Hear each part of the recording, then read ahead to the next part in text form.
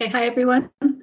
Thank you very much for joining us for our Social Enterprise Working Group session, part of the Scaling Up community. I'm Elaine Tinsley. I'm the co-chair of the Social Enterprise Working Group and the moderator of today's session. I'd like to extend a warm welcome to our 6th annual workshop for the Global Community of Practice on Scaling Development Outcomes and to today's Social Enterprise session. Welcome back to members who are joining, and also to those who have previously, this is their first time. Thank you for joining us, and we hope you'll find this a very informative session. The COP is a completely voluntary and free of charge, and each new voice makes us stronger. So you're welcome to join us if you're able to. We'll put in a link on how to join later on.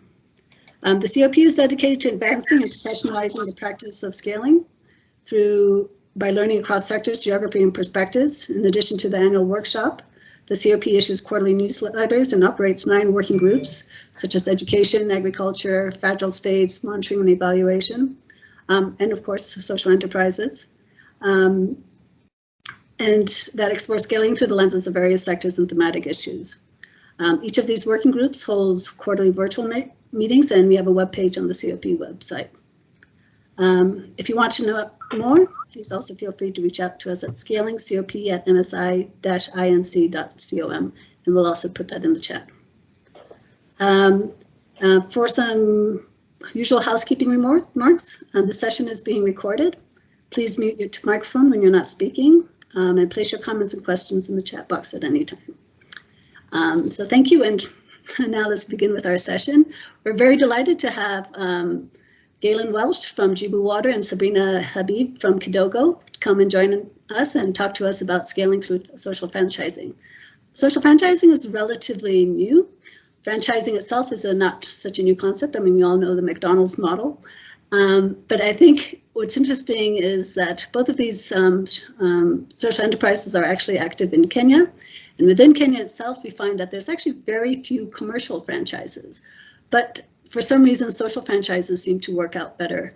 That we see more active participants in more activity in social franchising than we actually do in commercial franchising. But from a donor's perspective, what we find interesting about social franchising is what it offers. It offers a chance for local ownership, which from a donor's perspective, if we have to give money to an enterprise, it's politically a little bit difficult to give it to a private enterprise. But when you can kind of encourage it and say, this is going to local development, this is going to local ownership, that helps, that's empowering the local community, it makes it a little bit easier. And I think from the social franchises perspective, it's a different way of scaling. It has its pluses and minuses, I'm sure, and we're going to hear about those a little bit more in detail. So without further ado, let me pass it on. Well, let me introduce our 2 speakers. There's Galen from Jibu.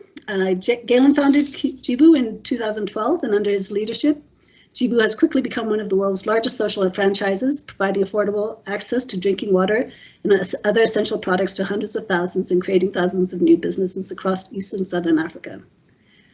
Galen's achievements at Jibu have been recognized by BBC World, The Guardian, Fast Company, The Franchise Times, and by Forbes 30 Under 30. In addition to Jibu, Galen is part of the EXCO of the Africa Great Lakes YPO chapter, is an Aspen Institute Ideas Festival scholar, and a mentor at Shona, and serves on several startup company boards. Sabrina is CEO and co-founder of Kidogo, and she's the leading childcare network in Kenya. Kidogo improves access to high quality, affordable early childcare and education to low-income families by equipping women, called mamapreneurs, with the knowledge, skills, and support tools to start or grow their own childcare micro-businesses. Prior to Kidogo, Sabrina spent 3 years working with the Acre Fund Development Network in East Africa, managing an integrated primary healthcare project and social innovations portfolio of 13.5 million maternal and child health grant. It was during this time that Sabrina first encountered childcare crisis taking place in Nairobi's informal settlements. Dissatisfied with traditional approaches to development, Sabrina launched Kidogo in 2014, just 2 years after Jibu, but both of them have done wonderful work in scaling since then. Kidogo has since provided over 10 million hours of play-based holistic childcare to children ages 0 to 5. Like Galen, Sabrina was named Ford's top 30 under 30 as well. So we have some great, excellent speakers coming to us to share with us their experience. So without further ado, I'm going to hand it over to Galen to talk about the JIBU model and how franchising has worked for scaling up. I'm calling from Nairobi, so I'm actually going to maybe keep my camera off because my bandwidth is sometimes a little bit iffy. But go ahead, Galen.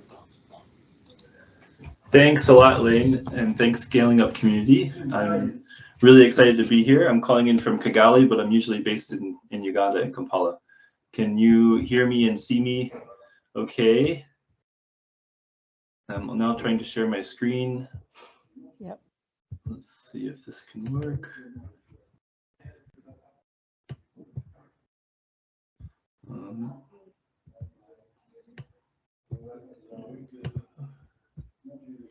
Should be able to see it now. Yes. Can you see my screen? Yes. All right, perfect. All right, thanks a lot.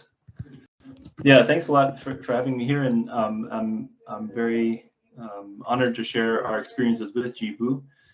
Like Elaine said, we are a social franchising company, and we do operate in Kenya, although we're much younger in Kenya than we are in other communities. So I just wanted to start with sharing a little bit about the JIBU story, the JIBU model, and then go into our specific scaling strategies and get a little bit more down in the weeds with how we look at scale and go about scale. And we have sort of a unique case study because we're scaling a very similar operation across several different countries in East Africa and now Southern Africa. So we get pretty nice compare contrast case studies in each country that we enter. So to start with oh, and then we'll go into Q&A at the end as well. So to start with the JIBU story, I co-founded JIBU with my father in 2012, actually, and then we didn't get operationalized until 2013. And we launched JIBU in 3 countries, Congo, Rwanda, and Uganda. And all 3 of our first pilots failed. And that was because we were actually overeager to create a local ownership model where we'd have entrepreneurs owning the business and driving it forward. And so we had basically sold a franchise opportunity that wasn't yet fleshed out or developed to entrepreneurs. So we sold them something that really wasn't ready to be sold. So we relaunched a company-owned franchise in Rwanda in 2014, and we proved out the unit economics. And then from that success, we were able to then go back to franchising and start working on scaling JIBU back into Uganda, and then eventually back into Congo, and now across several countries in the region. So to explain what JIBU does, our mission is addressing the dual purpose of creating essential service access to things like drinking water, and drinking water is our anchor product, and then also creating an opportunity for local entrepreneurs. As Elaine said, this is the core passion why we're excited about franchising, is the opportunity we can provide for local entrepreneurs, because we can not just provide capital for entrepreneurs, but also the tracks to run in and some of the key tools an entrepreneur needs to succeed. So by looking at both of these problems at the same time, access to affordable essentials and access to meaningful business ownership opportunity, we developed an essential service franchising model where we can empower local entrepreneurs to bring access to affordable necessities in their neighborhoods. So how it works on a practical basis is we install a water treatment system that enables an entrepreneur to take water from any source, package the water in reusable bottles, usually these 20-liter tap bottles you see in the middle picture on the right, and then distribute to a 1 to 2 kilometer exclusive area in the neighborhood right around them. And so with each franchise, it sort of operates like a hub, and they then serve directly to customers who walk in, directly through home deliveries, and then directly through retailers. And typically there's 50 to 60 retailers in each JIBU territory that are served through the production franchise. So in a typical commercial franchise model, the franchisee brings the capital to build out a franchise and launch the business. In Jibu's model, we've combined financing with the franchise model. So the initial startup cost and package is borne by Jibu. And so we invest about $20,000 in the launch of a franchise. And then a franchisee co-invests a licensing fee of about $3,500. And that's important because it proves there's skin in the game and ownership from the entrepreneur.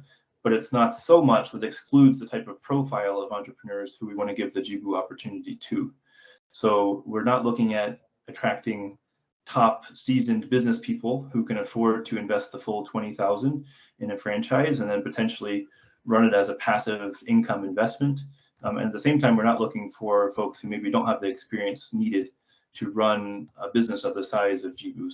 So we require that potential franchise candidates first operate as resellers in the franchise territory, and then based on their performance and the relationship they build with the franchisee, we then invite them to apply for a Jibu franchise. So the advantage of the franchising model is that we can provide much more affordable financing that's lower risk because we sort of have the business expertise in the line of business that we're purely focused on, and at the same time we have a very strict long-term selection process that enables us to make sure we have the right folks we're partnered with in the first place.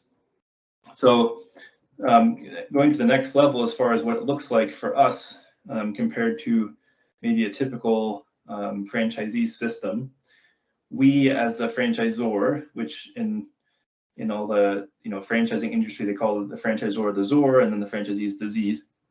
As the ZOR, we provide sort of different and more value addition to franchisees than would be typical if someone were to say start a McDonald's franchise or a Subway franchise or a Hilton or Marriott or something of the like. So we provide much more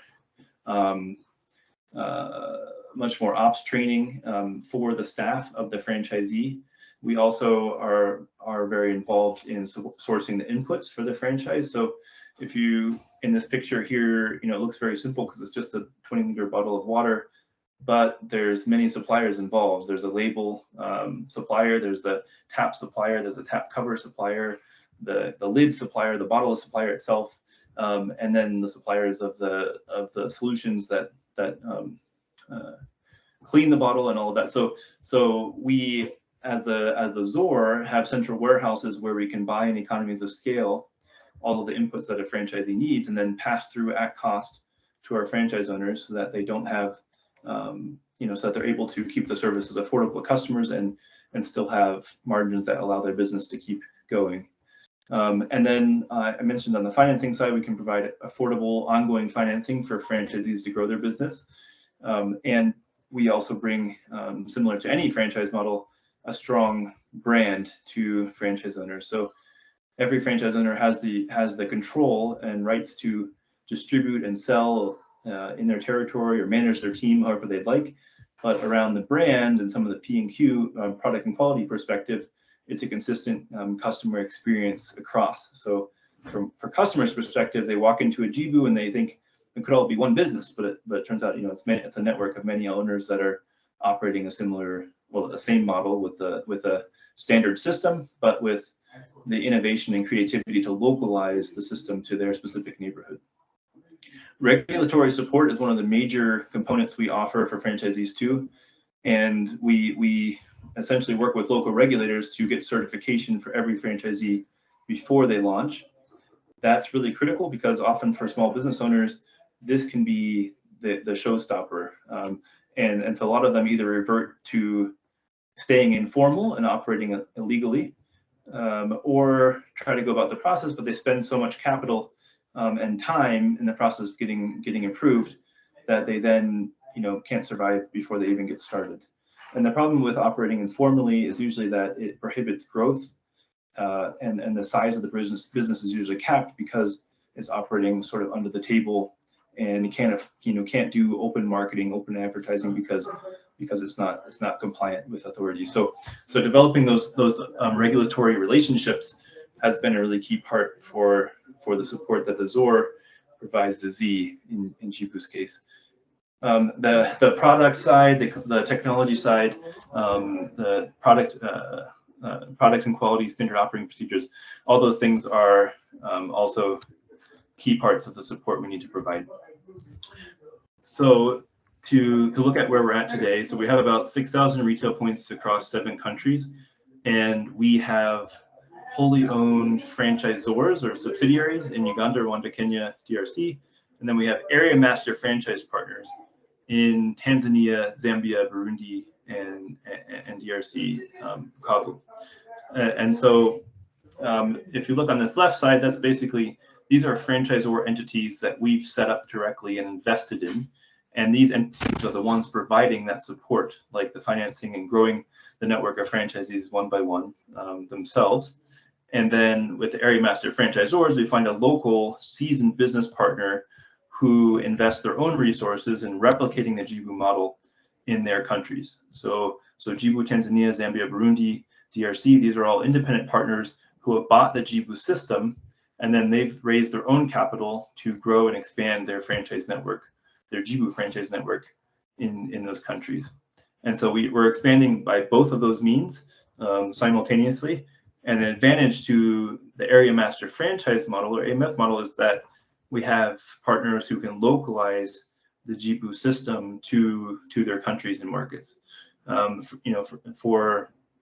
you take the example of Tanzania, if we as Jibu Co, Jibu L3C, took our Rwanda team or Kenya team or US connections and tried to set up in Tanzania, the inefficiency of us developing regulatory relationships and local supply chains and all of that would be immense. So if we have a local partner that already has that seasoned business experience, they can adapt the model at a much faster rate. And we also like it because it's basically franchising the mothership itself, so to speak, and localizing the ownership even at that franchisor level. So if we dig a little bit deeper down into the weeds, when we're scaling, either for direct franchising or for AMF partners, we're looking at a few different things. And well, a few different things, I guess, is an understatement. We're looking at a lot of things, and then we sort of get more and more granular as we go. But our overall process is that we first look at the macro country scorecard analysis.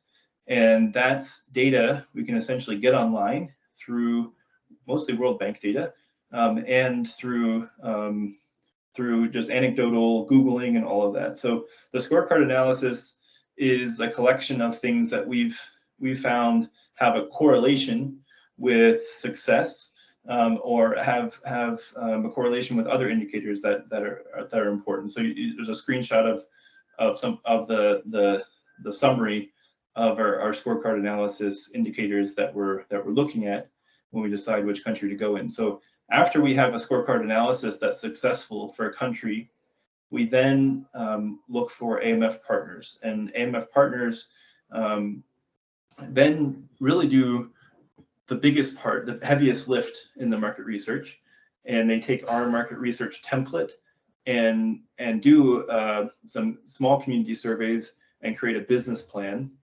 for Jibu in that market. And that's our way of both deciding if the market is indeed a good market to enter, and our way of deciding if this is an AMF partner that we want to partner with.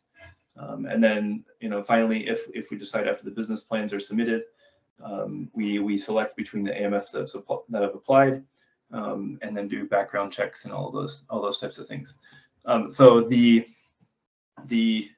market research component itself being localized is really important for us too, because we found that if we can provide the guidance as far as the things to look for to a local seasoned business person, we get richer and more realistic data than if we were to hire, say a third-party research firm, because of the nature of the data we're trying to get. Because essentially we could research till we're blue in the face to decide if we want to enter a country, but in the end, it only has so much value until we actually go and try to do it. So this is a way, sort of a middle ground, where we can be smart about where we enter, and at the same time, have our vetting completed for for potential partners. So those are that's the big picture overview of how we scale through an AMF partnership and through direct franchising, and then for either case, how we choose which country to go to. And then I wanted to share a little bit about some of the partnerships that have been really key in our scale as well.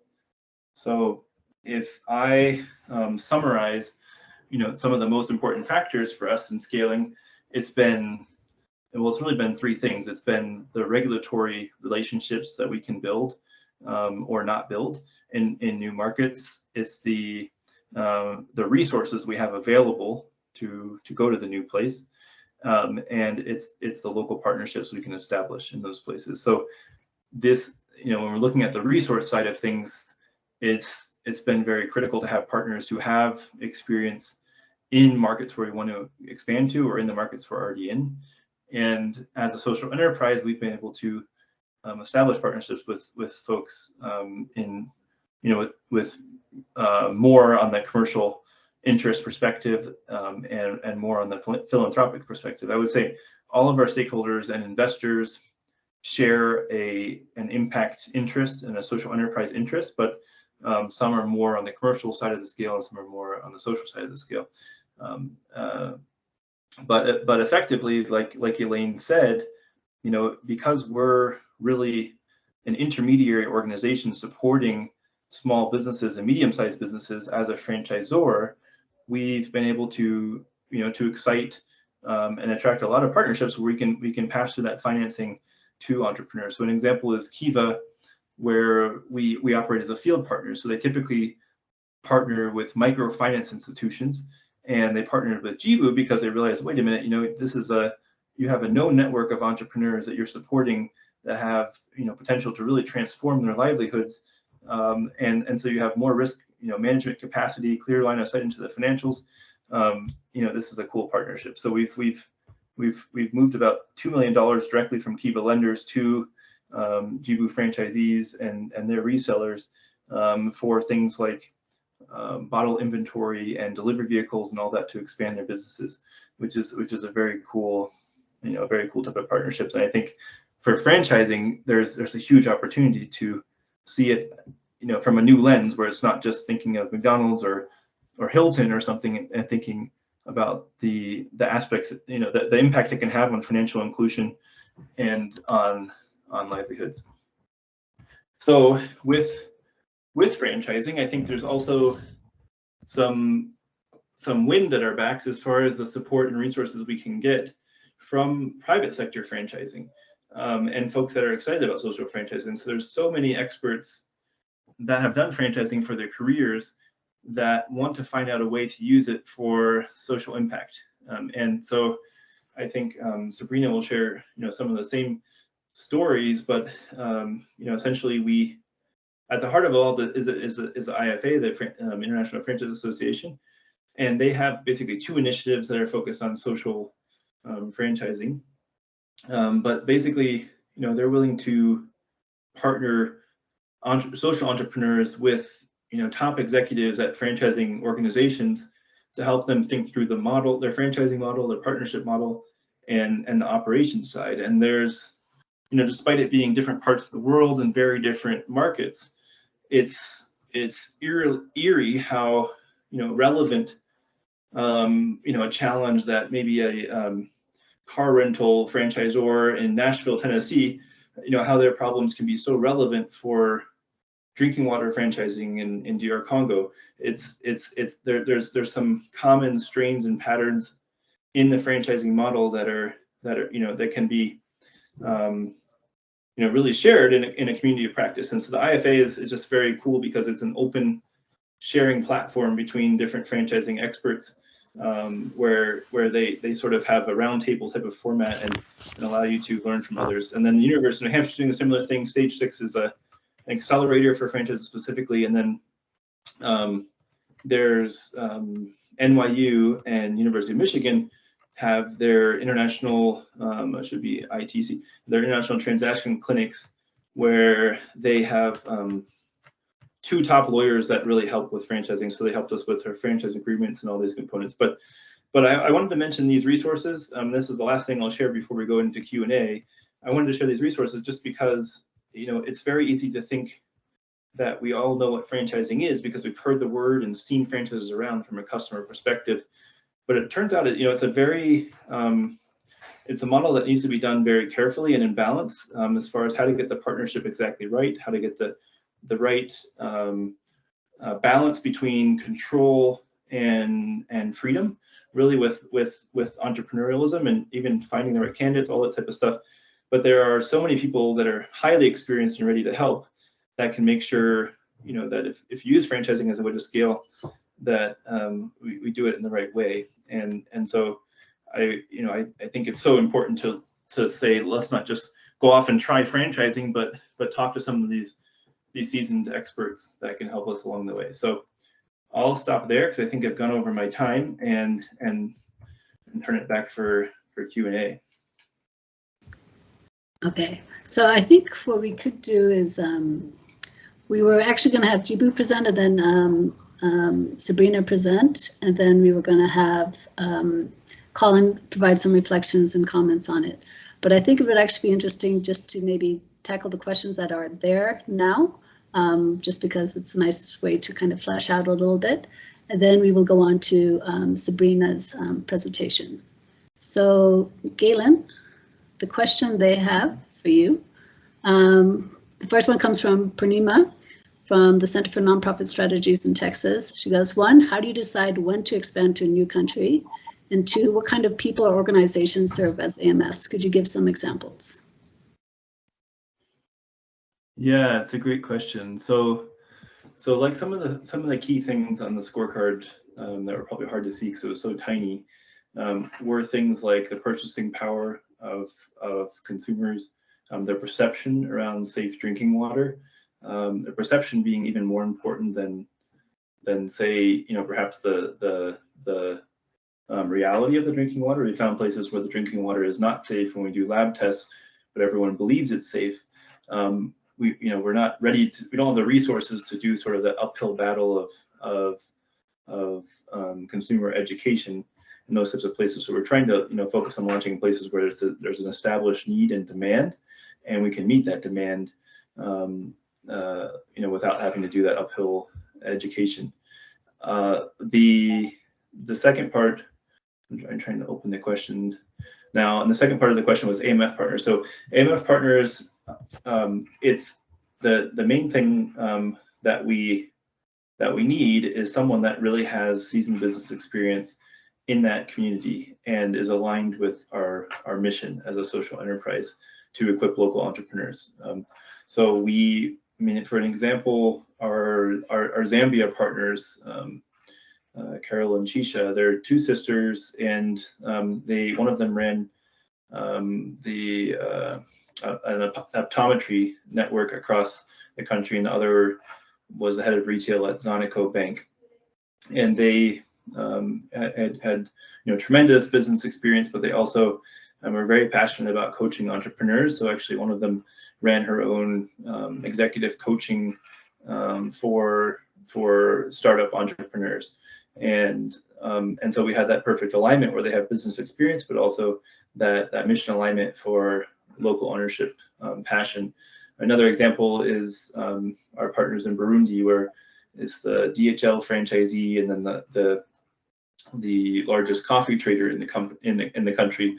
So they had both experience with franchising, but then also this experience. Well, there particularly, it was important to have someone that can manage to exchange issues and all of that.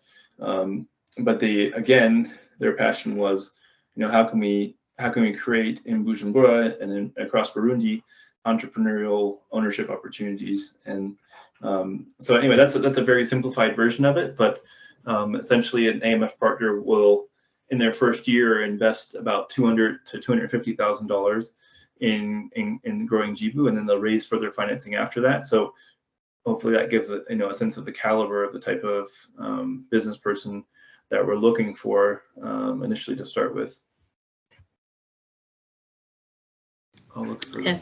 that. Let's take one more question from Luinita, and then I think we'll move on to Sabrina, so then we'll answer the other questions later on.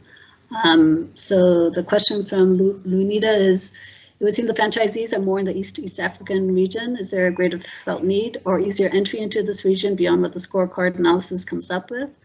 And secondly, is the licensing fee of $3,500 similar or varies per country? How is this affecting uptake? Yeah, it's a great question. The licensing fee is different in each country, but it ranges between 1.5 to 3.5, 1,500 to 3,500 USD.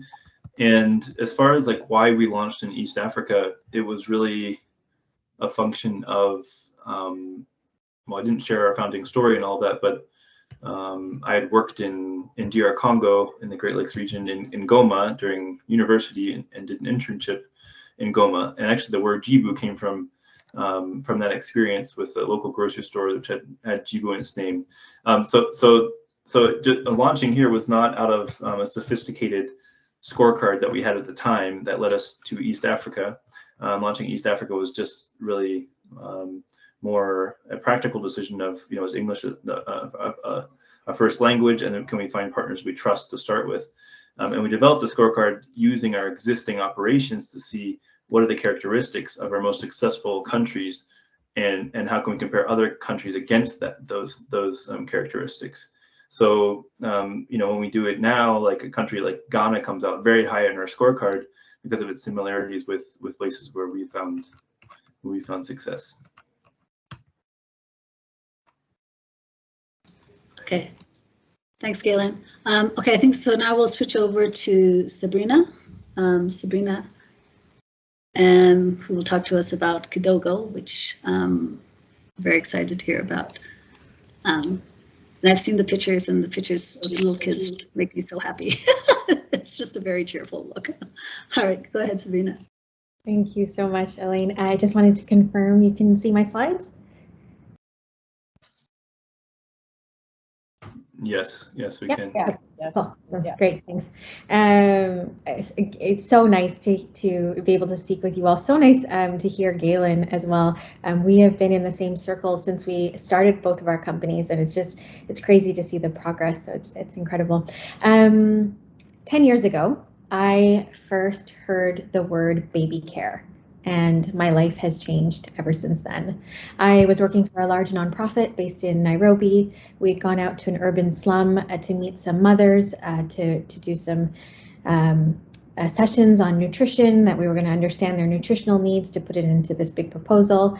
And the word baby care kept coming up. There was bad food at the baby care, poor diet at the baby care. And I finally asked, what's a baby care? And they laughed because they thought it was funny that I didn't know. And then they showed me one. And so we got to this unmarked property. We took our shoes off at the gate. We opened the door. And the smell, first of all, was awful. There was no sanitation at all. The smell of urine, it was quite strong.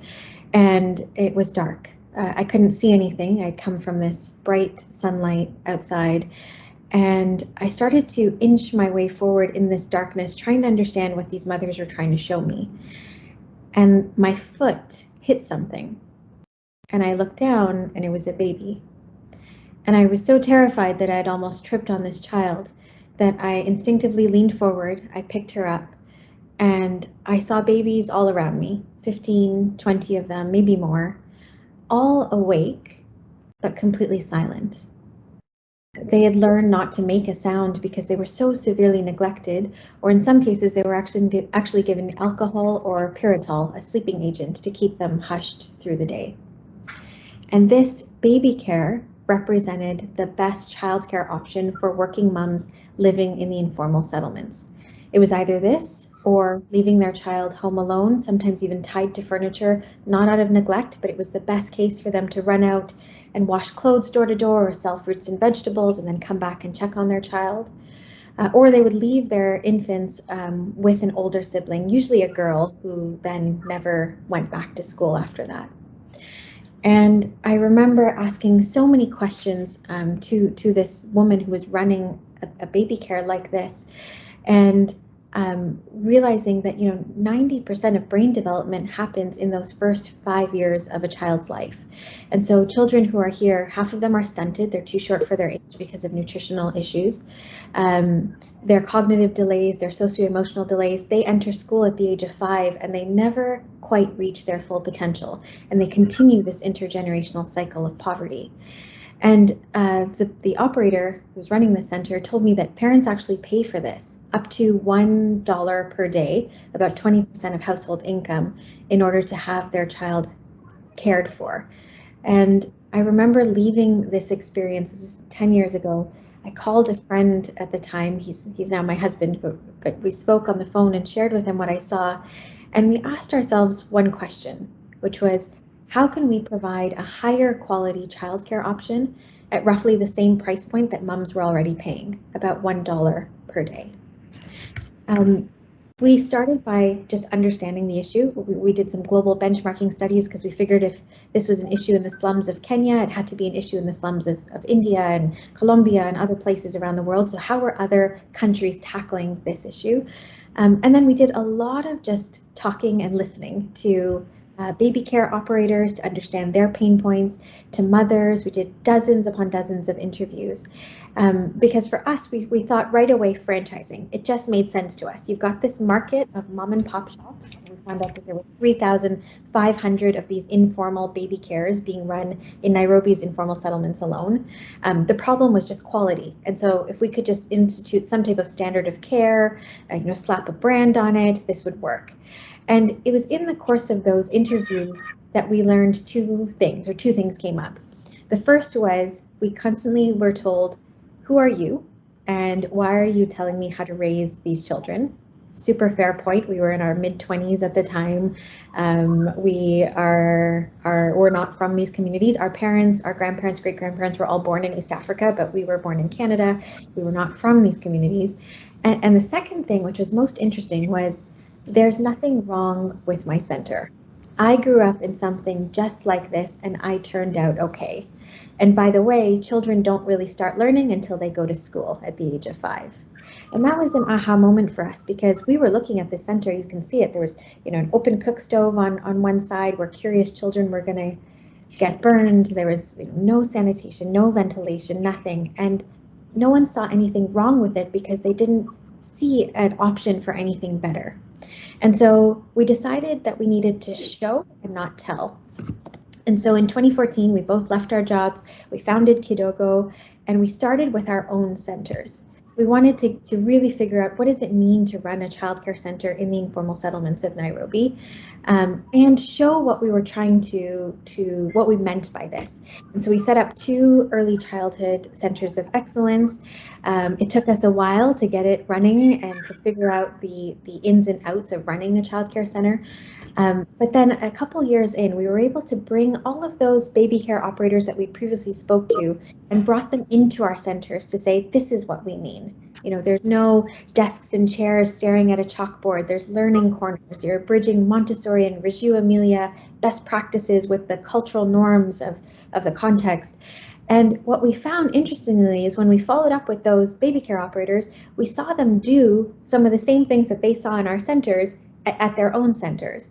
And we saw that we were onto something here, that there was, if you know what you're trying to achieve, if you have an aspiration and you can see that there's something here, they were able to kind of recreate it in their own centers. And it was from this that we then launched our franchising program. So it took many iterations, but this is the way we run it right now. It's a conversion-based franchising model, which is a little bit different from Jibu. We were working with existing childcare centers, and it's a 3-step process. We go into a community, we map it of all of the existing daycares, and invite them to a workshop to tell them about Kidogo and what we offer. They choose to apply, they pay a small fee, and they come into our program. Step 2, we train and equip them. So over a 3-month period, this previously, when we first launched in 2018, was an 18-month period, and then we've slowly been able to get it down to a 3-month, a high-intensity accelerator program where we train on both early childhood topics as well as business and administration topics. So it's training and coaching and mentorship. At the end of the 3 months, those that meet our quality standards are invited to become a franchise, because we wouldn't want to put our brand on a center that we didn't trust the quality. And so if they're able to meet our quality standards, we then provide a basic renovation. It's a couple $100 to make sure the space is safe and stimulating. And then they're part of our network where we provide ongoing coaching and training. They join a community of practice where they meet other baby care operators. We call them our mamapreneurs in their community. We offer them our Mamapreneur app, so it eases the administrative burden of trying to run a childcare center. Everything is done on our app. And there's ongoing quality assurance to make sure that their quality stays high. We see, we've been working on this quite a bit, but we see about 80% of those that join the accelerator program meet our standards and eventually become a franchise. This is what we actually do inside the center. It's I won't go through it too much, but this is the proprietary Kidogo Way approach, which is the 6 building blocks that we think are critical to running a thriving childcare center. So social franchising is the model we use, but the program is this. And our training and our quality standards and everything is based on these 6 elements.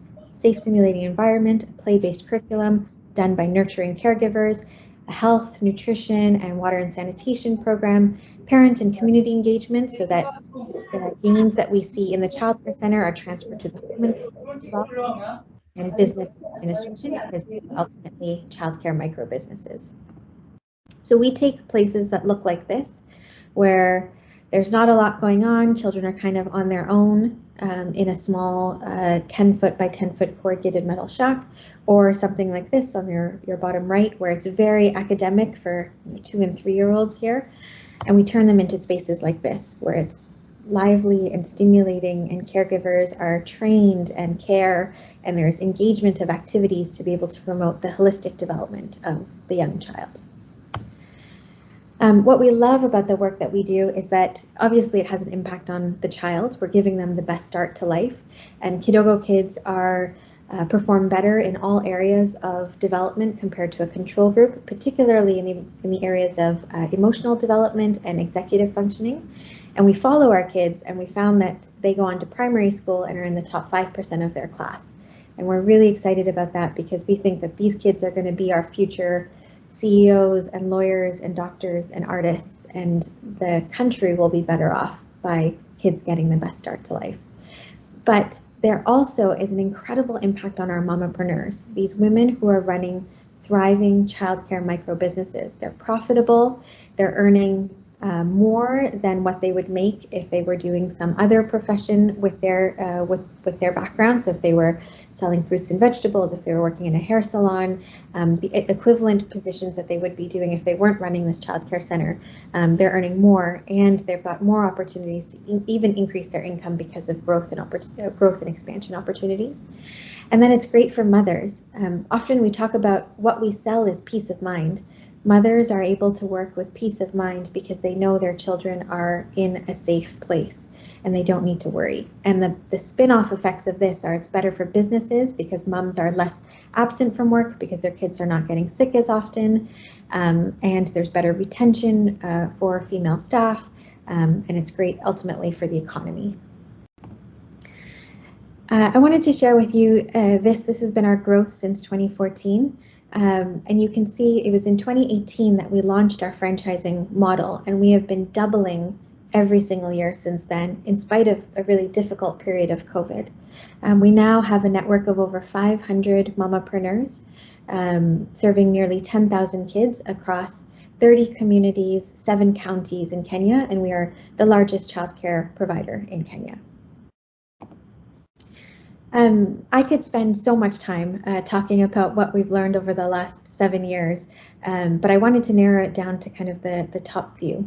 So the first thing that I think is of utmost importance when working in a social enterprise, working in a franchising model, is to start with your franchisee. Who is she? And for us, our mamapreneurs are mainly in their late 20s, early 30s.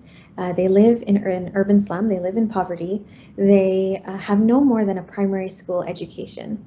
And for the longest time, they have been told over and over again that they were not good enough to become a real teacher. It's interesting, early childhood is the only profession you can have if you never finished secondary school in Kenya. And so they don't get any respect, and they're doing this work day in and day out, and treated really poorly by parents, by the community. And so our first module in our training program is confidence. Who are you? Who are you as a person? What are your dreams and aspirations? And we've noticed that if we could work on the confidence part, everything else falls into place. They're able to then have the confidence to approach parents who haven't paid and ask for that debt. They're able to have the vision and the confidence to want to grow their centers if they choose to. And so starting with that, it was really important. The other thing we learned is, our initial conversion rates, from the training and accelerator program to franchising, we're sitting at around 40% just last year. And what we realized was our package was not tailored towards people that didn't have great financial literacy skills or even basic literacy skills. We had these 10-page contracts to become a franchisee that was prepared by our lawyers because we wanted to make sure everything was airtight, and it didn't work. No one understood what we meant. Our training materials or our standard operating procedures were these books of lots of text. We revamped everything with our franchisee at the heart of it. So our standard operating procedures are mainly in pictures right now of what we mean. Our contract we've narrowed down to the most simple version. So really understanding who is your franchisee is absolutely important to the success of the program. But not to forget husbands. We had a year where in spite of franchisees or mamapreneurs reaching the quality standards, they didn't make that leap to become franchisees. And the reason was because their husbands were not on board. We spent a lot of time focusing on the woman herself and training her and coaching her, and she had the desire to, but many of our mamapreneurs operate their centers out of their own homes. And the husbands didn't want to come home to live in a childcare center. And so we had to first of all, work our standards and what we meant by our renovations to accommodate home-based centers, but also really needed to get husbands on board. There was this idea that the women were now making more than their husbands. And so we now, in that franchising conversation, we incorporate husbands into the picture so that it's really a buy-in from both. The dual relationship of our franchising officers. So these are Kidogo staff. They live in those 30 communities. We've got one officer per community. They are trained in early childhood development. What we find, they're the ones who provide the coaching and the mentorship and the training. What we're hitting against this year that we're now going to redesign for is the franchising officers have a very hard time doing both the coaching on a bi-weekly basis and then at the end of the month collecting the franchisee fee. So every mamapreneur has to pay a $10 a fee to Kidogo for the support and to be part of the network. And it's hard. It's hard being a mamapreneur. You are dealing with so much more than just your center. You're living in an urban slum. You yourself are struggling. You might have domestic violence issues. 10% of our mamapreneurs are HIV positive. You've got a lot going on, and there are fluctuations in months where their school enrollment goes down and people struggle a little bit. And we found that franchising officers had almost become social workers in their approach, that they then had trouble bringing in the money aspect, asking for money at the end of the day. And so in the rest of this quarter, we are reworking our system where the franchisee fee can be done by a separate party within the organization and done completely through M-Pesa, so through digital means, so that the franchising officer doesn't have to play that uncomfortable dual role. The community, our communities of practice is the least expensive part of our package, but the stickiest part. So once a month, all of the mamapreneurs in a community get together. They meet at one woman's center. They make local play materials made out of recycled materials, and they collectively talk about their challenges that they're facing. And it is this incredibly strong sense of community. Running a childcare center is so lonely. You are in your own space from 6 in the morning till 6 in the evening, looking after 15 to 20 children. It's exhausting, and you don't know necessarily what's happening else around. And so bringing mompreneurs once a month together to see that there are other people like them who have faced challenges, have gotten through them, or are currently facing those challenges, and to be able to brainstorm together. And this year we rolled out a point system. We're in 30 communities, so each community gains points for good behavior, for following our standards. So if they pay their fees on time, if they maintain their quality, if they have 100% participation in their communities of practice, they gain points. And at the end of the year, we have a gala where we reward the community of the year and the mompreneur of the year. And so there's this incredible competitive, positive peer pressure that is built around that. And it doesn't cost us anything to be able to offer these communities of practice. The model. So Larry, who we met a couple years ago at a scaling course, said something that has resonated with us ever since. Complexity is the enemy to scale. You need to come up with your most simplified package to be able to scale. And when we work in the childcare space, it is very difficult because the needs of a 0 to 3-year-old are vast. It's not just about early learning. It's about their nutrition. It's about the environment that they're in. It's about child protection. There's so much going on. And we are constantly negotiating what is our package that we want to scale, and how do we get it as simple as possible. And out of full transparency here, we've got a team of about 80 staff members, and those that are closest to the ground are the ones that are advocating for, we need to do more. We need to do more for our children. We need to do more for our mompreneurs. And that makes the package even more complex and difficult, which is harder to scale. And so there is this constant tension between what is good enough that we know has an impact on the child and on the mompreneur, but still allows us to reach as many children as possible. And so that tension between quality and scalability is at the heart of what we do and at the conversations that we have every single day in our boardroom. There's also that trade-off between quality and sustainability or profitability. The basic example here is the ultimate indicator of quality in a childcare center is your ratio. And so in an average baby care in a Nairobi slum, you've got one caregiver looking after 22 0 to 3-year-olds.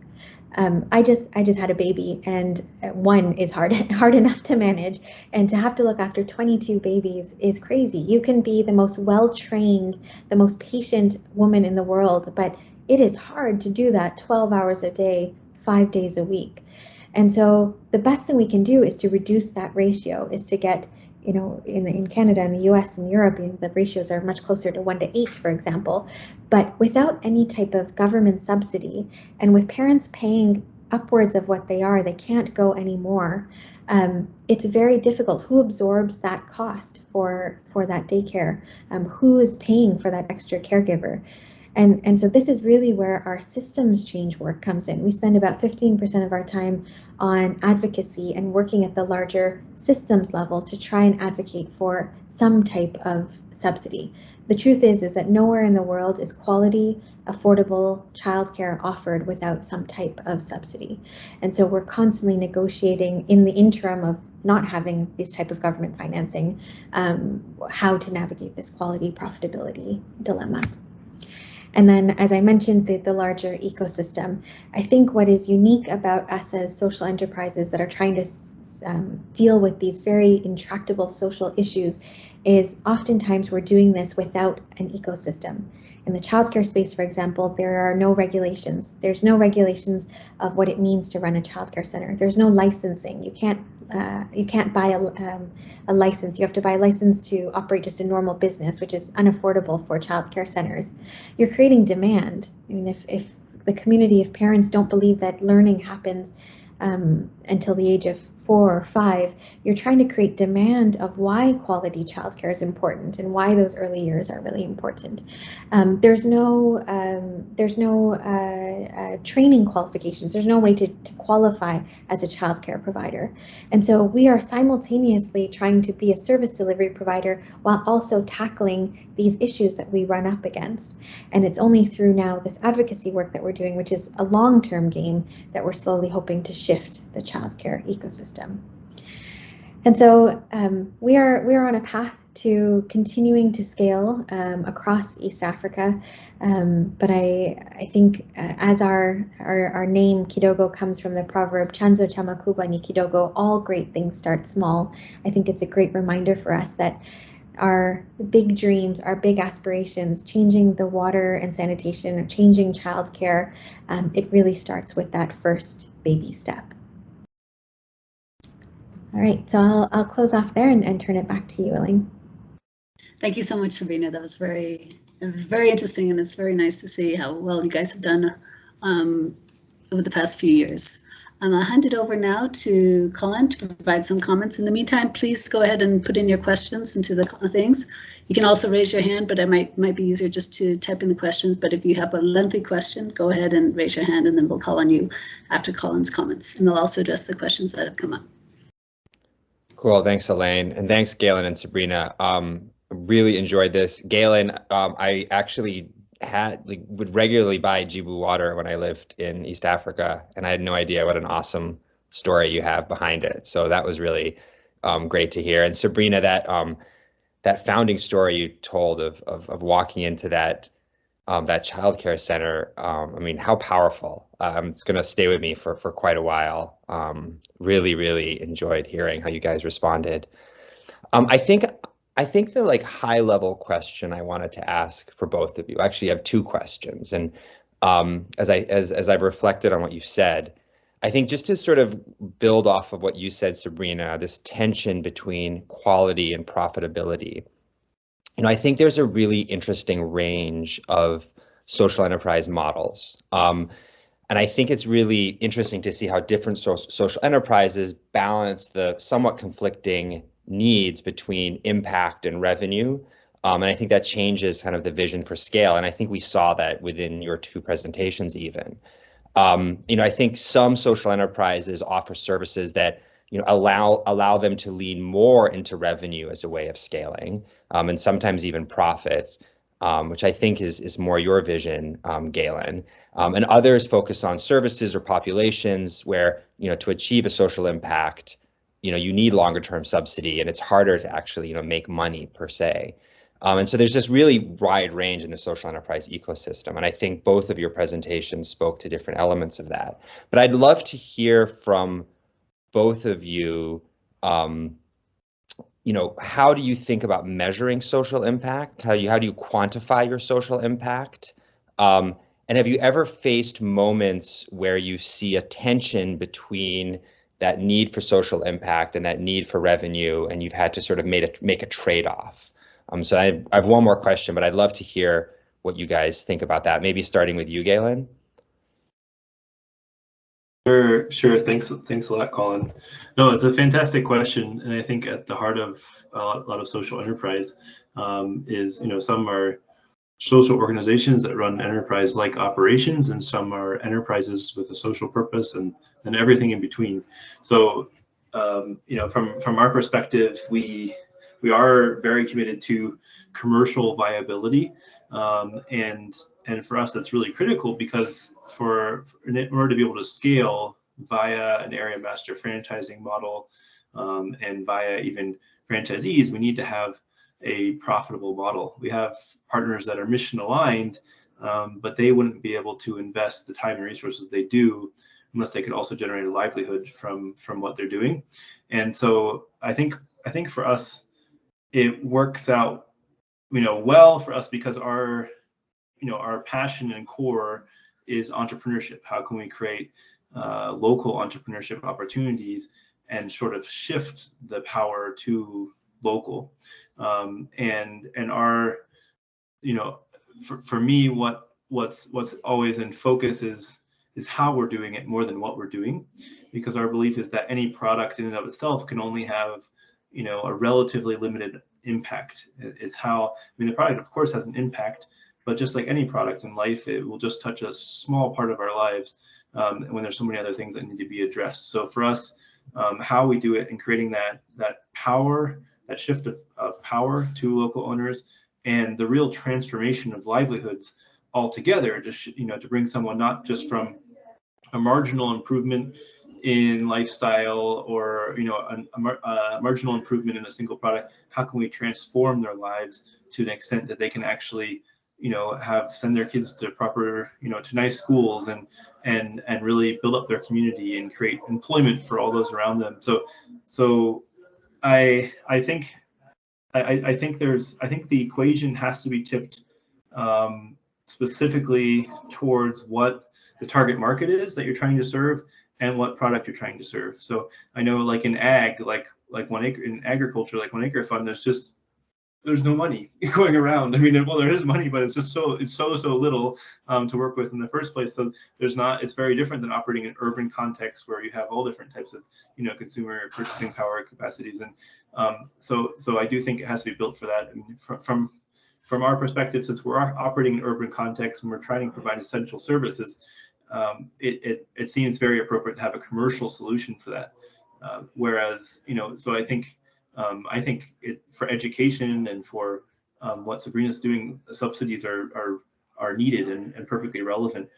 Whereas I think for Jibu's case, we shouldn't depend on subsidies or grants. We should have very much a sustainable model, because this is an essential utility that really needs to be localized fully and not dependent on donors or outside money ultimately in the long term. So that's I tried to condense my all my thoughts in this, but those are some of them that come top of mind. No, I really appreciated that. And I love your point about it really is about the market you're serving and like the population. And it's helpful to think about Jibu as your market is really the entrepreneur. I like that. I like that point. Sabrina, I'd love to hear your thoughts on this. It's such a hard question, because no one has figured it out, and what does it mean to actually figure this out? It's one of those things. It's kind of like work-life balance. There is no answer at the end of the day. It's just one of those fluid concepts that change. But I think what Galen said is spot on, which is like who is the end user at the end of the day? Who are you trying to impact here? And for us, it's the child. We think of the child as the end user, and the mompreneur is our distributor to help that. And the way we have talked about our impact since we started in 2014, it's a triangle with impact at the center. So it's quality, it's scalability, and it's sustainability. Quality, our metrics for that are based on the child development, so it's nutrition, it's stunting and wasting, and we're able to monitor that on a quarterly basis. And then it's reaching developmental milestones, which we also do every 6 months. And then it's, unfortunately with childcare, you don't see the gains for 10 to 15 years. And so we're really excited to follow our kids once they become adults, and we would see, hopefully, that they have better earning potential, they have more time in school, better health outcomes, and all of that. So that's our quality metric.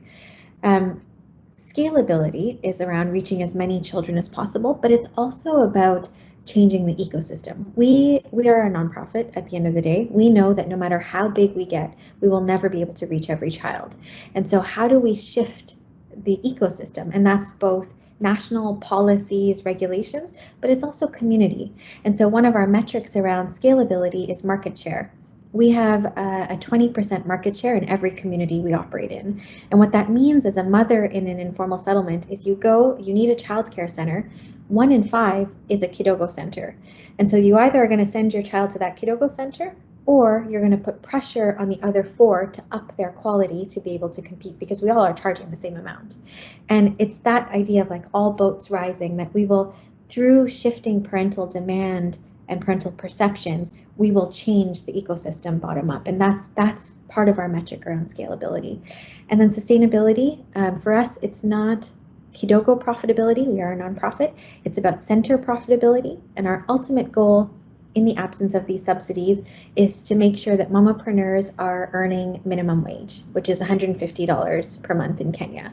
No one actually, I mean, it's not really practiced, but that in principle is what we're aiming for.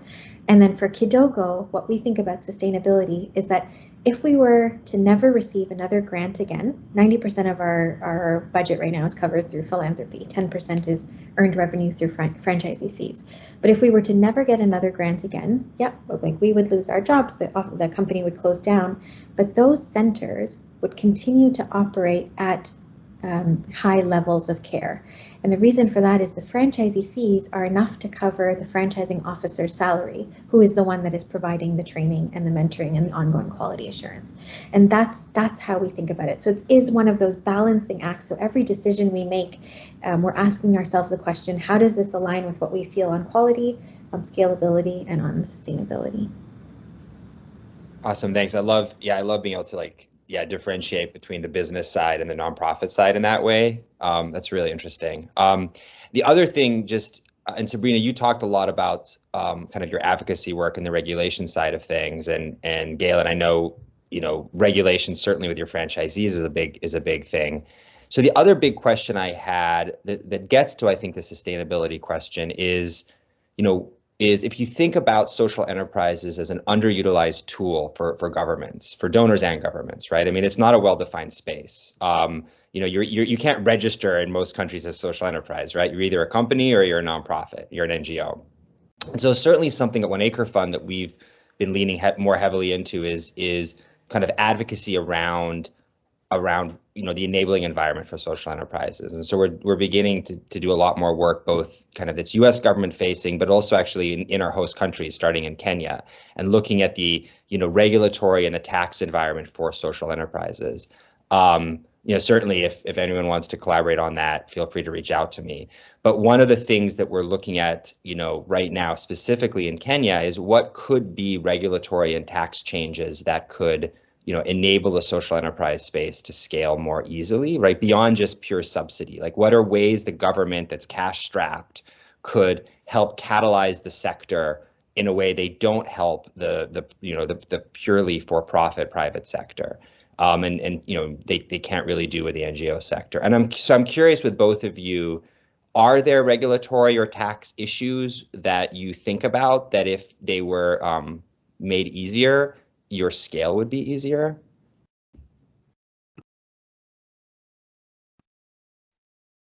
Maybe start with Galen.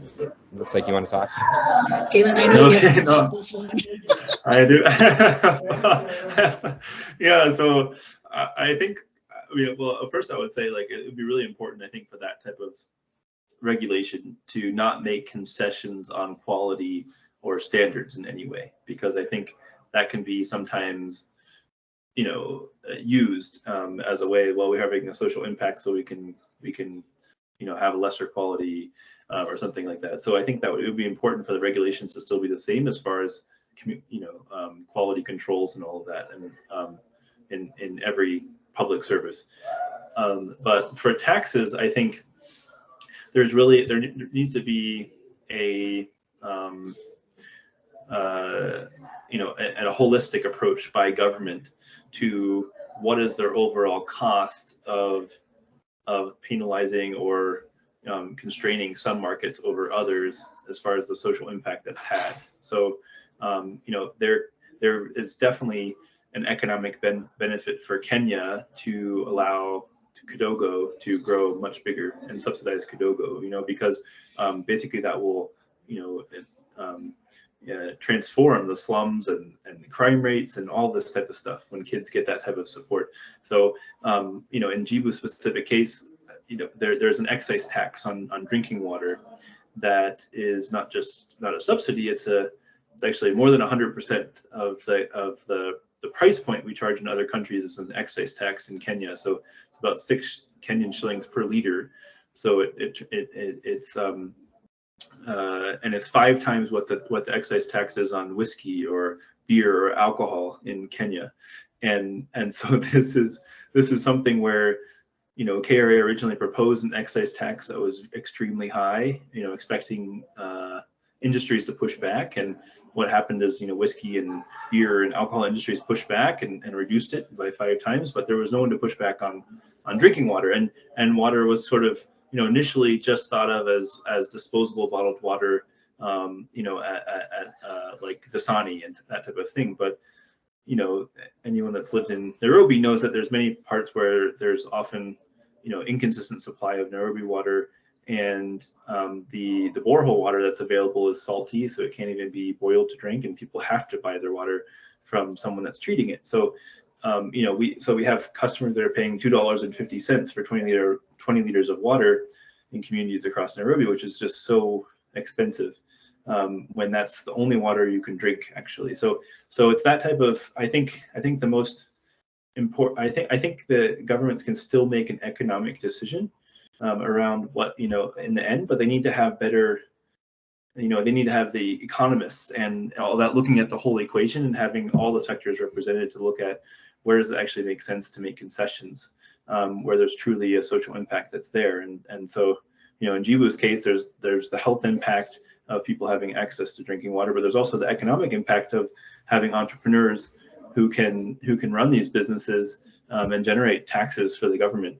When the excise taxes there is actually far less volume that's happening, and I think less VAT and less jobs being created, all that type of stuff as a ripple effect. So I think I'm confident that if there's the right type of analysis that's looking long term, you'd see that social enterprises do in fact have a very compelling economic impact that any government should be compelled by, whether or not they even get excited emotionally about the social impact side of things.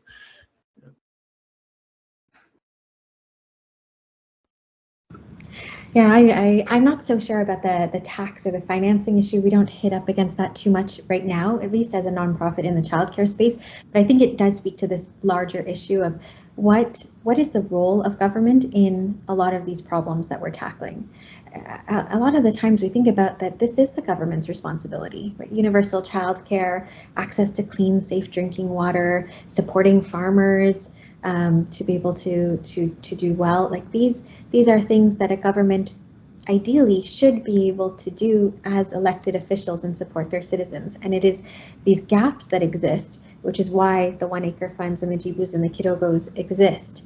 And I often struggle a little bit morally with the idea of we're doing the government's job. And so the bigger we get, the better we get, the more effective we get. Are we almost creating a space for governments to say, okay, they've got it and we're good? Or can we somehow still put the responsibility on governments and show that they've got some type of a role? And so I think in the childcare space, it's really about how do you create that enabling environment? We are the service delivery providers because we know that even if the government were to come up with a universal childcare system, it wouldn't reach every child. And so how can they just reduce the barriers it takes for enterprises like ourselves and like our micro enterprises, our franchisees, to be able to operate? And I think it's that level of conversation that needs to happen. Yeah, thank you. I love that framing, Sabrina. And Galen, totally agree. Like that there's ways that the tax conversation can be framed in a way that the government sees the economic benefit. And you're right, Sabrina. Ultimately, we're doing the work that it is work that the government should see as part of their social, their democratic mission. So how we partner, I think, is key. And so anyway, very helpful. Thank you for that, Elaine. I'll hand back to you. But I really appreciate both of what you guys are doing and that you're part of this group. Thanks, Colin. So we had some more questions on the chat. I know, Galen, you were able to answer some of them. I think if you go back, here's a question for Sabrina. Can you discuss a bit more about how you gained the community's trust at the beginning stages of establishing Kidogo? Yeah, it was a tough one because obviously we came in as foreigners. Maybe to caveat that my husband and I never wanted to do this work. We saw a problem, no one was doing anything about it. We came up with this really great idea, did all the research behind it, and shopped it to 5 different large NGOs who were working in Kenya because we figured they would be a lot more adept at doing this work because they had engagements with the community. And when it wasn't part of anyone's strategic plan, we thought we needed to do something, and so we jumped on board. But it took time. It took a lot of time to gain trust, and I think what ultimately happened was we just listened a lot in terms of what was important to parents. So a great example here is we started our first 2 centers, and parents would come in and they would look around and they would say, wait, where are the desks and chairs? Where's the chalkboard? How is my child going to learn? And we're like, no desks and chairs, activity corners, fun places, science corner, math corner. And they had this skeptical look. And then they said, well, where's my homework? Where's the homework for the child? These are 2-year-olds. Where's the homework? Where's the grading at the end of the term on my child is 2nd or 1st in the class? And all of this felt like, really, come on. But we took that really come on face and turned it into, tell me more. Like, why is this important to you? We realized homework was important because they needed something to occupy the child while they cooked dinner that night. They needed the child not to be around near the cook stove. We realized that ranking was important because they wanted to just know how their child was doing. And so we bridged a lot of what we knew was best practice in early learning with some of these cultural realities. And so we created take-home activities rather than strict homework that were all based on play. Instead of rankings, we did portfolios that were, funnily enough, made out of pizza boxes. My husband and I ate a lot of takeout pizza in those first couple of years as a startup, and we had our Domino's pizza boxes that we turned into portfolios for those initial kids that had the work that they did over the course of the term and comments on the child and areas for improvement and things like that. So that satisfied that need. And so it came from a lot of really understanding why there were such ingrained beliefs and then trusting. And so it took about 6 months to 1 year. And what we had done with the children through our play-based methodology had such an impact on the child. We would hear stories like, my child was so quiet and now I can't get them to shut up. And we would high five being like, that's exactly it, that expressive open language and communication. Or our initial parents would tell other parents, I don't know what these guys are doing. I know it's strange, but it works. Because look at my child compared to the other children in the church or in the compound that are of the same age. And up until today, we have not spent a single dollar on marketing, and every center is full, many with wait lists, because our parents are our biggest advocates. And I think that's how trust is built, with lots of listening and patience and time. Thanks. The next question we have is, it's also for you, Sabrina. Can you please share more about how the franchise model balances investment and program costs and income? Are you able to achieve a sustainable business structure, or do you need to reach a certain scale for success for profitability? So every center is profitable on its own. I think what's different from the JIBU model is there is no upfront capital that is required to start anything. There's no technology or anything that requires significant capital. In many cases, informal daycares, you just buy a mattress for a couple of dollars and you become a childcare center. So there is no upfront cost. There is a $2 application fee to become part of the training program as a buy-in, and then it's a $10 franchisee fee after that. And all of the centers are profitable. What is not profitable is us as Kidogo, and in our current target market, we will never get there, and we are okay with that. It was back in 2017 or 2018, my husband and I had a decision to make of what did we mean in our triangle, what did we mean by sustainability? And when we started naively back in 2014, we thought that we could completely cover all of our costs as an organization through franchisee fees alone. And when we understood the market a little bit more and what mamapreneurs would be able to pay as a fee, we just knew we wouldn't be able to get there. And we thought about whether we should go slightly upper market, so the higher ends of the informal settlements, or middle income. There's a really big growing middle income market in Kenya that also needs quality, affordable childcare. And we decided that we wanted to really stay with the segment we were serving, which is this working poor. And so, as I'd mentioned previously, there is no scale of mamapreneurs where we will break even as a company, but we ensure that by having good franchising officer to mamapreneur ratios, we're able to cover our costs and break even from the field level down. and that ratio is about 30 mompreneurs to 1 franchising officer. Another question for you, Sabrina. 2 questions. Did the cost of daycare come down with your franchisees, and how much? And what happens around liability in case a child is severely injured in the daycare? Yeah, tough questions. What happens also when you have a bad mompreneur? Yes. What do you do then? So costs have decreased slightly, a little bit through bulk buying. So if we operate in a single community, this kind of happened organically, where in the communities of practice, mompreneurs were able to talk about where they sourced certain goods for their feeding programs, and were able to negotiate getting the cost down a little bit. So a little bit of bulk buying there. But really what increased was revenues. Revenues went up. And the way this happened was through a slight increase of fees. So if they were charging 80 cents, now through improved quality, they're charging 90 cents, so still affordable to parents. But what happened was collections rates went up. So the biggest challenge when you talk to daycares, the biggest challenge they face is parents don't pay. It's not a model where you pay up front and leave your child. You leave your child and you pay at the end of the day. And 80% of our parents are casual workers. So if they didn't sell enough bananas that day, or they didn't wash enough clothes, they don't have money. And so they then will say, okay, I'll pay tomorrow and pay tomorrow. And many of these daycares were going months upon months of collecting arrears and parents just not paying. And when you would ask for payment, they would disappear. And we actually did a calculation where mom could technically hop for 3 years at different daycares and never have to pay a cent. And so we really worked on collections through confidence, so having the knowledge, having the confidence to be able to approach parents, and through better financial tracking. Our mompreneurs have a primary school education, had very low financial literacy skills. They had no way of collecting who had paid and who had not. So they would get 100 shillings, they'd put it in their pocket, they'd spend that 100 shillings on their family's food that day. I would have no sense of which parents had paid or how much. And a lot of parents pay piecemeal, whatever they have, and so they might not pay the full daily rate.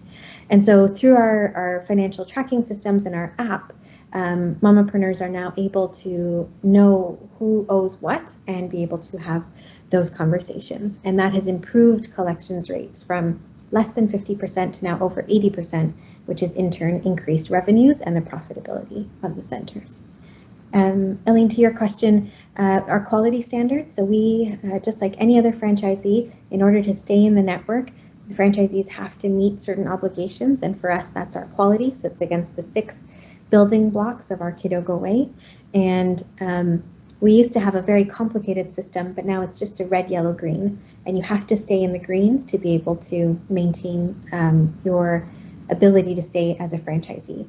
And so we have had the instance where, in spite of a few conversations, the mompreneur was not able to keep her quality high, and we had to remove our licensing and our brand from that center.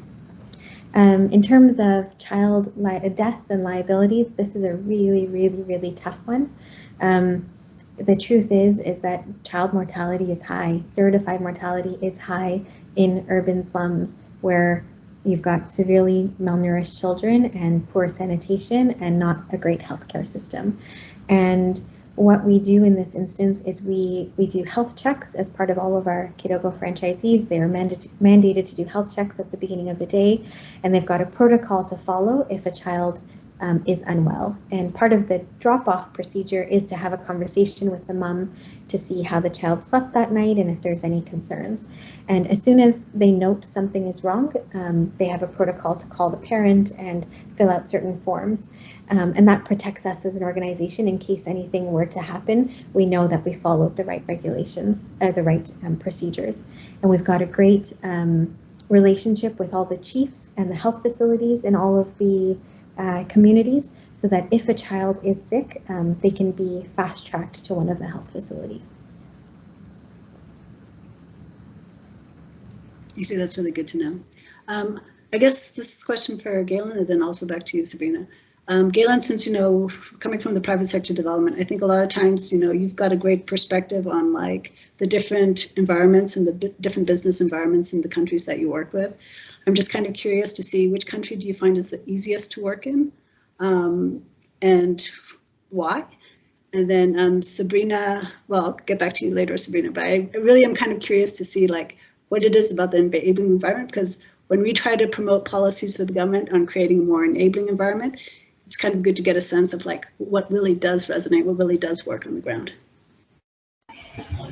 Yeah, thanks a lot, Elaine. Well, it's a very easy answer. It's Rwanda. That's been the easiest for us to work in. There's many factors. The number one just being that it's very well documented and transparent what processes are with governments and between governments and private sector. And then two is those things that are documented and are actually what it is. And there's very little corruption around it. And so things like registering a business you can do online and it takes a few days and all that stuff. So I think especially as a enterprise, foreign founded enterprise, it's very, it becomes very easy to navigate. A country like Uganda is, I think, a very easy place to start a business if you're Ugandan, because you basically have no regulation to worry about. You kind of start your business first, operate for a while, then once you start to get to scale, you can start thinking about registering and all that. I mean, I know this is being recorded, but I think most of my Ugandan colleagues would agree with me on that basis. So I think I think it's, yes, particularly as an investor or foreigner coming in and setting up a domestic enterprise, it's very important to have that all laid out and to have to sort of get what you expect as far as the processes. I mean, from a taxation perspective, Rwanda is not a cheap place to operate by any means. There's very, very high taxes across the board. But I think it's an important role of enterprises to pay those taxes, especially in an environment like Rwanda, where the government's doing a very incredible job of providing public services across, and some of the infrastructure support too. So so I think that's a key component. I mean, part of our model though has to assume that most countries are not Rwanda and will not have that type of system in place. And I think that's not just sub-Saharan Africa, but across all emerging markets. So that's why this area master franchisor model is very critical for us, because we have to partner with local seasoned business people who already have figured out those regulations in that environment and know exactly how to navigate it and how it really works in the end. So even the business model projections and business plans that AMF partners build when we're vetting a new market is very different than we would expect, because there'll be a regulation or a tax that isn't even apparent if you go to the tax authority, whereas if you talk to a seasoned business person, they'll be aware of all those things. So yeah. Anyways, that's the long or medium long answer, Elaine. Thanks. All right, thanks. And Sabrina, for you, I think your business model actually produces a lot of positive externalities that the community definitely benefits from, and it's definitely something the government should want and encourage to scale up even more. What would it take? I know you just mentioned about subsidies, but how would you see those subsidies being done in a way? Or is there any other intervention that would be actually quite helpful in order to, let's say, if you wanted you guys to keep on doubling or to expand into new areas, what would it take to actually get that to happen? Yeah, working with governments, I think it starts for us with why childcare is important and understanding these positive effects on much more than just the child. And it's taken a while. I think when we were having conversations way back, still a little bit now, we talk about childcare, and the perception is a child should be at home with their mother until they reach school. And we talk about the realities of, well, many moms can't do that, and there just seems to be a lack of understanding of that. So I think it starts with understanding the issue, and sometimes I wish we have in the past, but I wish we could do this more, of just bringing every government official to the informal settlements, to one of these centers, to speak to moms and really hear the realities of what's going on. So once you can kind of shed light on why this is a problem and the benefits of it and the return on investment in terms of businesses thriving and economies and women working and all of that stuff. Then it gets to the how, which is the part that is the stickiest.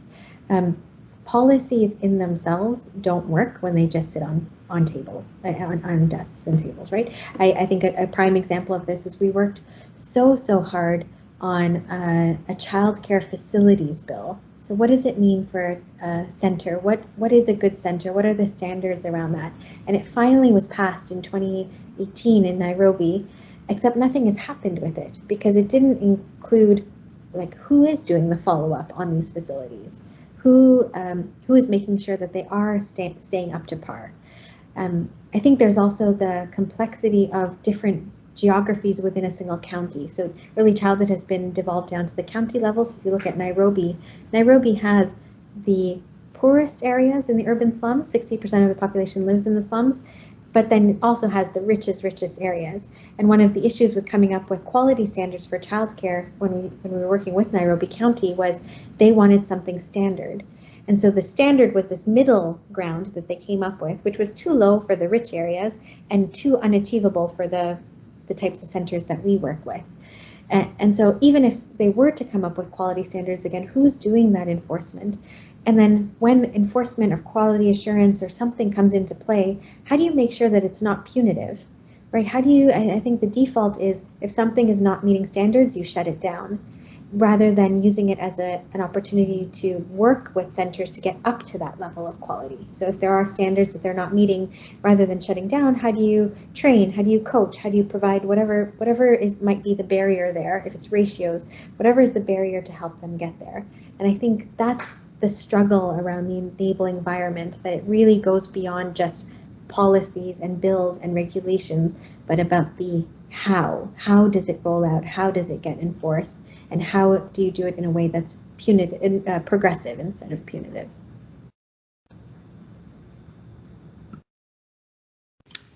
Okay, thank you very much.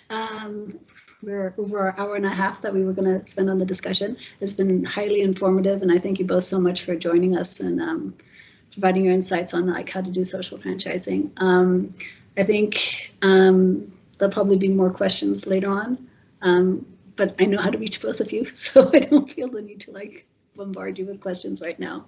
But this has been very useful, and I think what we'd like to do is, going forward, I know from the World Bank kind of perspective, we want to see, we're actually working on our country partnership framework right now to see how can we be more involved with social enterprises, and especially when we recognize the development impacts that they have. What is the barriers that we need to be removing? What is the interventions that we need to put into place to help kind of scale these, because we're looking more at like, how do you get the private sector involved in solving some of these, addressing these development outcomes? I know you had mentioned, Sabrina, that, it's a little bit, are we doing the government's job? Well, I think if you're doing a better job than the government, that's fine.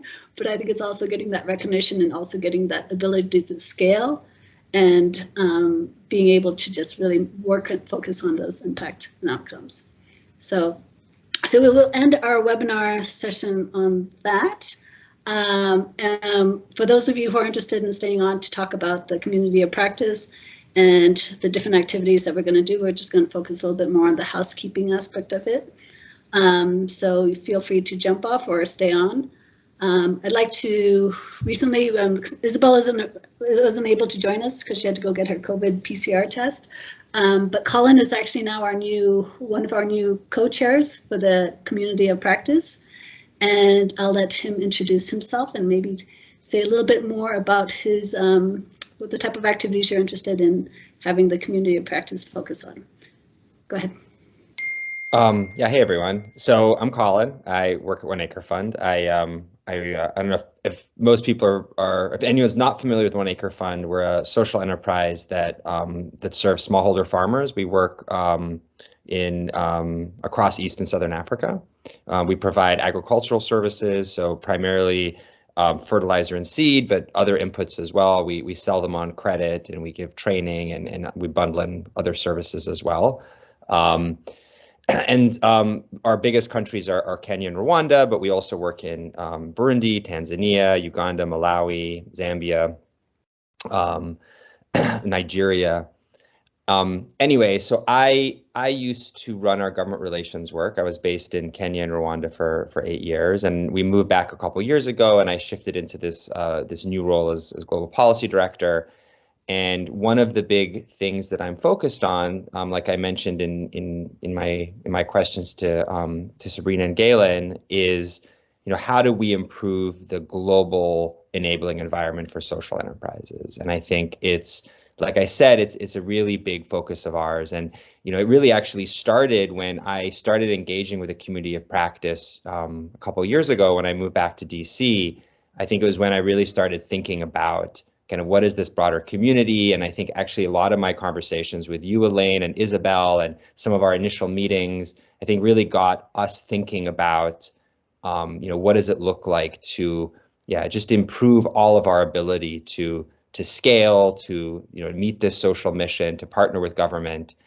So I think that's really what I'm excited about doing with this community of practice is, hearing more presentations like we just heard, understanding what people are doing, but I think ultimately like working more closely towards this sort of common goal of, getting rid of the barriers that make it harder for us to scale our social impact. And so I think there's a lot of exciting ways we could collaborate, both just bilaterally when we meet each other in these forums, but also maybe at some point in a more coordinated fashion. So yeah, I'm excited to work with all of you. Thank you, Elaine. Thanks. And actually having Colin, who's with the social enterprise, so I'm with the donor organization and Isabel is within an aid organization. So I feel like we have kind of like the trifecta perspective on how to enterprise space, but also how social enterprises themselves can also grow. So there's different scaling methods. So this is where we're here to do, to kind of, really it's more a learning experience from the community. We wanted also to brainstorm with people from the community to see, besides doing these kind of webinars, if there were any other activities or topics that you wanted to see covered in particular. Colin had mentioned about the importance of legislative changes to recognizing the social enterprise sector and what impact that can have. And I think it would actually be good to be able to collect that kind of information too. So this is probably maybe a separate topic because it comes up quite a lot from some of the social enterprises that we meet, that not having, and I think it also depends on which country you're in, about whether how important it is to have a social enterprise legal definition versus a working definition. We actually have a couple of papers, a paper that we actually did on looking at the whether you have a working definition, a legal definition, or if it's just an accreditation of being a social enterprise, and kind of like the pros and cons of the different types. But I think we can also build up a little bit more on the evidence of that, hear from other people's experiences, why not having a social enterprise definition was impedes their growth. This way we can have a better sense of like, okay, how much energy and resources we should put into it and how can we build the case for it. So that's an example of one topic that we can cover. If there's other scaling issues or scaling kind of bottlenecks that you have, please identify them to us, and then we can try and work out, different webinars or discussion groups that we can have to do it. So right now we've mainly been doing maybe one webinar, maybe every 3 or 4 months. Got a little bit slowed down during COVID. But I think we'd like to pick it up again. Now that I'm based in Nairobi, there's a lot of social enterprises out here. It's going to be nice to, I think, kind of connect a little bit better and learn from those. But it would also be good. We've had sessions in the past where we've looked at the enabling environment, like in Brazil, and how they were able to ramp up funding for social enterprises. So there's other different aspects of the ecosystem that we can explore a little bit more in detail. We're also welcome to hear from your organizations to see what your organization is doing. And then if you have any asks or demands, we can provide feedback. We can share resources. So I think it's really up to people to be able to use this community as they see fit, to be able to take away from it something that they find will help them in their scaling journey.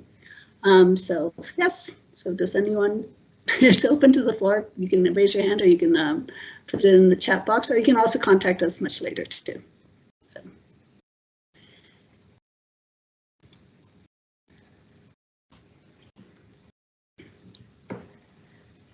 And if not, we can just close the session too. Elaine, it's Larry. First of all, I want to compliment all of you on a really terrific session today. I'm not saying that to be polite. I really thought it was just great. The two presentations and the way it was framed just was very, not just stimulating, but I think in a particular way inspiring. I'm anxious that as a community we figure out ways to spread some of the best examples of this to a larger audience than just talking to ourselves. And part of what you said, I think, points in that direction. Namely, if we can find a collective voice on some of this, I think it really helps to not just spread the gospel, but also to really influence some things that need influencing. A very particular issue, just from my own point of view, that got touched on today, but I think we could really continue to squeeze a lot out of as a community, is this notion of different sources of funding and subsidy, the relationship to governments, the relationship to donors, the relationship to the private sector, and how that differs across different sorts of social enterprise. I thought both Galen and Sabrina gave really good answers, and very contrasting answers to that question when it was put back to them. And I, in thinking about it myself and having talked to Colin about this is something that I really am understanding is a particular dynamic in social enterprise. It doesn't manifest similarly in other scaling conversations we have, at least not the same way.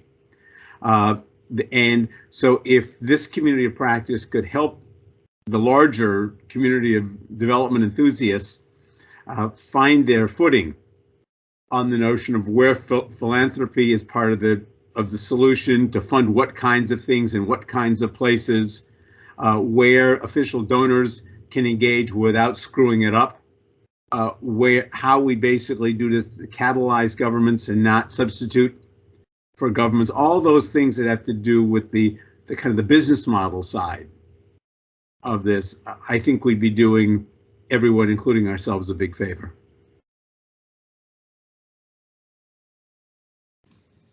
Agreed. Yeah.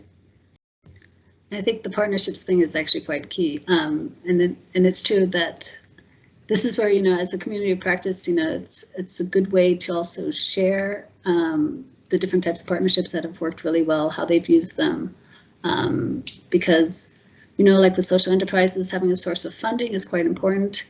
And then it's like, how do you go from that funding to, I think governments actually are they're better positioned to come in towards the scaling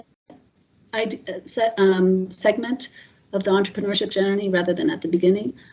This is the beginning part, is where you can have more of the foundations and the people who are more willing to try more risky ideas, whereas from the government's perspective, you need to have solid proof of outcomes.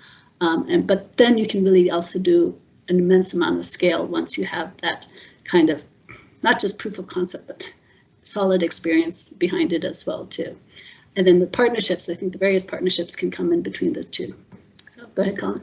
Yeah, I think this whole idea of it's not only the funding, although that is key, right? Although we live in a world of limited resources. And so I think just helping governments even understand that a social enterprise exists as distinct from a business or an NGO, right? Like that, certainly one Acre Fund's challenges over the years with our own government relations, it's often just because of like absolute confusion around how an NGO can sell a service, right? And I think there's a lot of distrust that can be built when there's not an understanding that actually it's not exploiting a population. We're actually, like, you know, to Sabrina's point, we're doing something that the government should be doing, and we really should be doing it in partnership with the government and should be seen as a tool of government. And I just think there's a rich way there's a rich array of sort of ways that a government can support the scaling of the sector beyond just money, right? And I think that's an interesting question of like, where are we looking for money to subsidize and where are we looking for other types of relief to just allow for scale? And I think, I mean, one of the encouraging things, especially working in Kenya, that we've started to do is we've started to incorporate social enterprises in some of our lending programs. One was for the agriculture technical assistance, another one was for youth employment, where we've looked for social enterprises that were successful in doing youth employment. And then we gave them grants with the expectation that they would fill out be able to train so many and put them into jobs, right? Or not just even put them into jobs, but even like hire them or improve their livelihood and incomes. And so I think there's a growing recognition, like within Kenya at least, that we've started to have that dialogue with the government so that they can appreciate what is the social enterprise sector. And I mean, in Kenya, it's, if any place, they should know the social enterprise sector. But we still say that, so for some of these organizations, this is the first time that they've actually received any funding from the government, even though the positive work that they're doing, like taking the plastic trash out of the landfills, is actually a very strong positive externality for the government, and it should be something that should be recognized. So I think slowly by slowly, hopefully we can recognize where we can look at all these positive externalities, see what is it that the government might be willing to pay for it, and then help use that kind of funding to kind of leverage it and maybe expand operations and scaling. That's my goal anyway. So, but yes. So I think we will end here because, yeah. And then if people have any suggestions for topics that they'd like to see. Elaine, I just had one more Sure. point I was thinking about with this discussion, and it goes back to franchising and this whole thing of how do we engender scaling and and support at government level. And one point I meant to make and I didn't make about franchising is it has a unique potential to engender local agency and really decrease dependency on foreign donations, investments, teams. And I think there's an urgency around the provision of goods and services to for that every social enterprise is addressing, but that urgency can get in the way of building models that are truly localized, that have real local owners. And I mention this just because I think most governments will get really excited about that.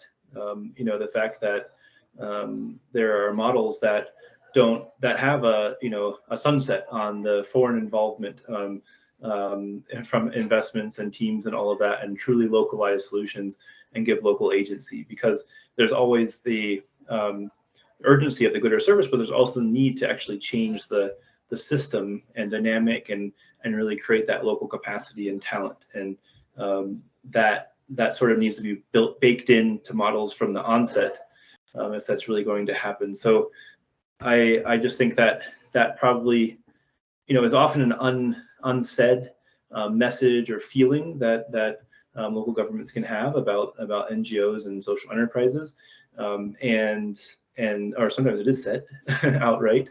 But I think it's something that franchising in particular, has a potential to do that, because it's basically creating the tracks to run in this sort of formula that local owners then take and run with themselves.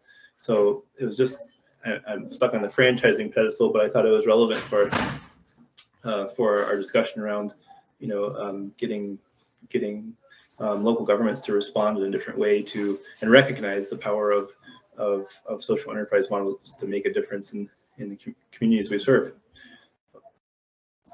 Thanks. No, I totally agree. Yeah, because I think whenever it is, the governments are quick to, there is a sensitivity to foreign-owned social enterprises sometimes, and I think it's it works much better when there's a local face that can be put to it, and then the response to it is much more conducive or much more favorable. So. Well, also, yeah, Galen, I wanted to just flag that both of your presentations, I really like the franchising element to this, right? As it's beyond just entrepreneurship. And actually, there's a big push now in sort of US funding circles around localization. It's a big priority of USAID. Like Samantha Power just made like a big commitment to it. Commitments have been made before and not much has changed, so we'll see what happens. But I think there's a really powerful way to, in general, social enterprises, but I think particular franchising models can leverage that interest to kind of drive more attention into the space.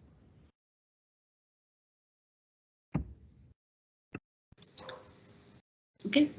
All right. Well, thank you everyone for joining us, and we'll keep you in touch with our next webinar, which will happen probably after the Christmas break, and we'll hope you guys will be able to join us then. Right? Take care and have a great Thanksgiving weekend. So, bye. Bye, everyone.